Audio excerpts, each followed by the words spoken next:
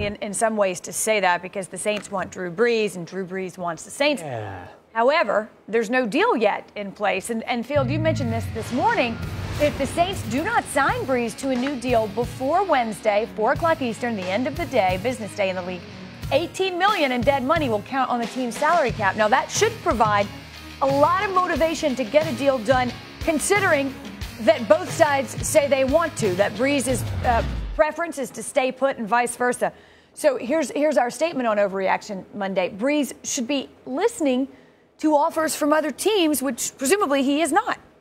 And people are going to probably have a hard time with me saying this. I don't think it's an overreaction. And here's one thing that's important to note with Drew Brees. He is very heavily involved with the NFL's Players Association, one of the foremost faces of the PA, of the Players Union, a guy that has often driven a hard line in his own contract negotiations, in part not because he deserves to get paid, but because he wants the greater good to be impacted as well. And you want to create extra leverage on Wednesday at 4 p.m., or heck, even right now from noon until 4 p.m. on Wednesday, you open up the conversation to other teams because all of a sudden your price tag starts to go. You might add an extra zero somewhere along the line if you talk with whoever it is, whether it's Minnesota, the New York Jets, or any of the teams that we have linked the other top quarterbacks to. So that's why I say not an overreaction. Yeah, I would agree with you on that premise for sure. He could absolutely take the quarterback market and blow the roof off of it if he said, hey, guess what? I'm going to listen to all the other teams, too, that have millions and millions of dollars of cap space, because that contract would get ridiculous. I'd like to see the number of zeros on that bad boy. Now, but for him himself, it's not an overreaction because I think he knows where he wants to be. He knows where he's at in his career. He knows in this offense, with this coach, in this city, I mean, he's just a made man. He's golden. He's one of the best ever. He's one of the best ever.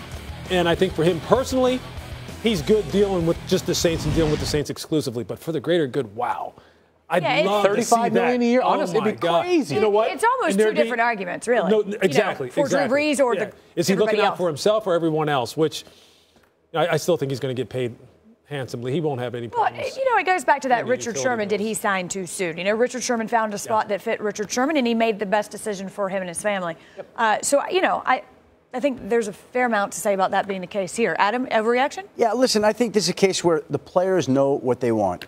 And Drew Brees has made it no secret that I intend to sign with the Saints. The Saints have said we expect to get a deal done. So another team right now, the way it looks like it's wasting its time. Saying that, if I were another team, I would go make an offer. Yep. Because what do you have to lose? If they say no, we're not interested, that's the way it goes. And so to me, if I were a quarterback-needing team, I'd say, okay, Drew, we'll pay you $30 million a year, 2 years, $60 million, all guaranteed. Want to come to our city for a couple of years, take your family here? I don't think it happens. I don't think Drew Brees leaves New Orleans. We all think he stays there, but listen, you can't blame a man for trying. I would take a swing. Make the phone call. I would take a swing. Man, Drew can't lose. No, he can't. The bottom line is nice to be you, Drew. If you're Drew Brees, it is a win and another win. That's right. Win-win. Okay.